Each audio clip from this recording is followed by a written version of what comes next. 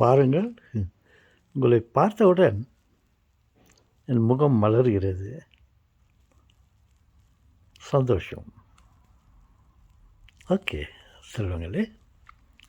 தாத்தா, இப்போ எதனா கண்டுபிடிச்சிங்களா? ஆம் செல்வங்களே, ஒன்றை பாருங்கள்.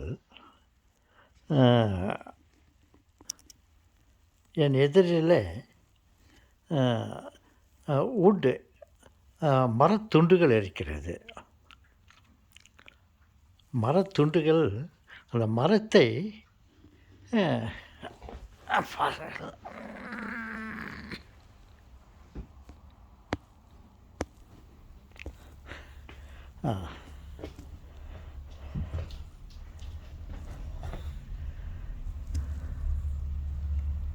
இந்த மரத்துண்டுகளை பாருங்கள். ஒரு பெரிய மரத்தை துண்டு துண்டாக கட் பண்ணி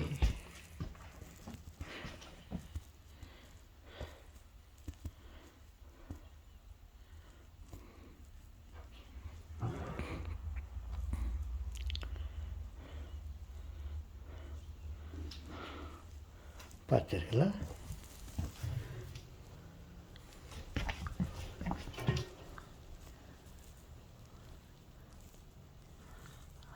அந்த மரத்துண்டை எந்த வடிவத்திலே இருக்கிறது பாருங்கள்.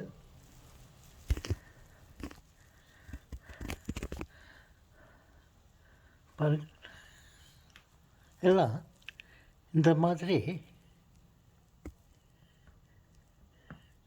நாராக இருக்கிறது.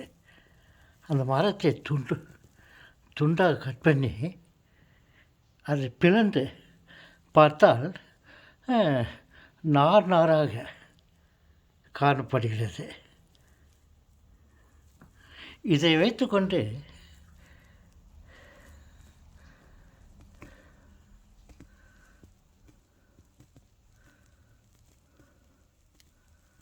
ஓகே,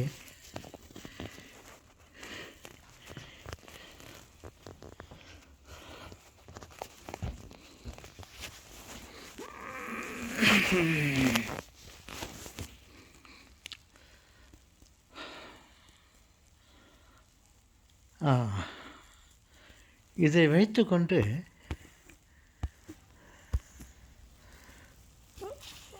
உங்களுக்கு ஒரு உண்மையை சொல்லலாம் என்று யோசிக்கிறேன்.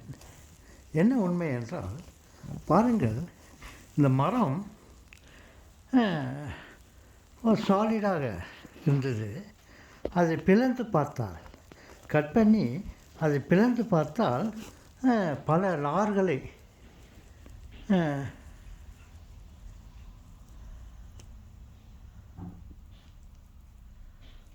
பல நார்களால் அடுக்கி வைத்த மாதிரி தெரிகிறது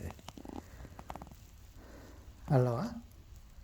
நான் இதை வைத்துக்கொண்டு நமது உடலை பற்றி ஒரு செய்தியை சொல்லலாம் என்று நினைக்கிறேன். எல்லாம் தெரிந்த விஷயம்தான். இருந்தாலும் இதை பார்த்த பிறகு எனக்கு நமது உடல் அமைப்பு எப்படி இருக்கிறது என்பதை பற்றி ஒரு கற்பனையாக நினைத்து கொண்டு உங்களுக்கு விவரிக்க ஆசைப்படுகிறேன். பாருங்கள்,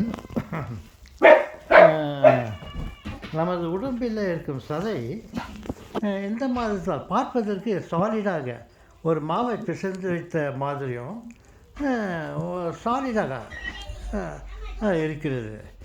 நமது உடம்பை கூட இதை போல் கட் பண்ணி அதை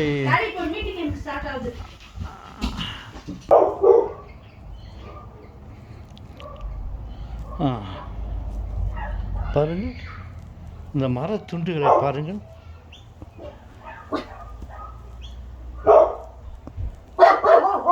என்ன வடிவத்திலே இருக்கிறது, மரத்தின் உள்ளமைப்பு எப்படி இருக்கிறது என்று நீங்கள் கவனித்து பாருங்கள்.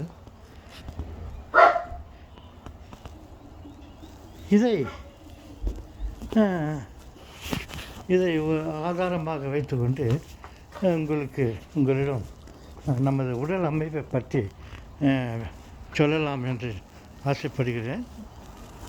பாருங்கள், நமது உடம்பில் உள்ள சதை, தசை, ஃப்ளஷ் இவைகளில் நம்ம நினைத்து கொண்டிருக்கிறோம் அது உடம்பு சாலிடாக இருக்கிறது என்று.